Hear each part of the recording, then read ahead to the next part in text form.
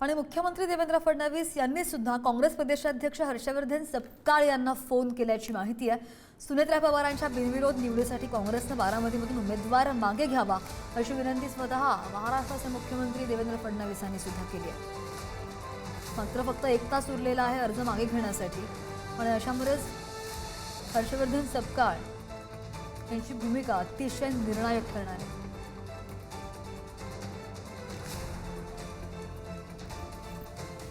मी आज काँग्रेसचे जे अध्यक्ष आहेत हर्षवर्धन सपकाळ यांना विनंती केली होती की बारामतीमध्ये अजितदादांच्या अतिशय दुर्दैवी आणि दुःखद निधनानंतर आता सुनेत्रा वहिनी उभ्या आहेत आणि आपल्या महाराष्ट्राची परंपरा राहिली आहे की अशा वेळी आपण साधारणपणे बिनविरोध निवडणुका करतो। जसं आबांच्या निधनानंतर इथे भारतीय जनता पक्षाने आपला उमेदवार उभा केला नव्हता।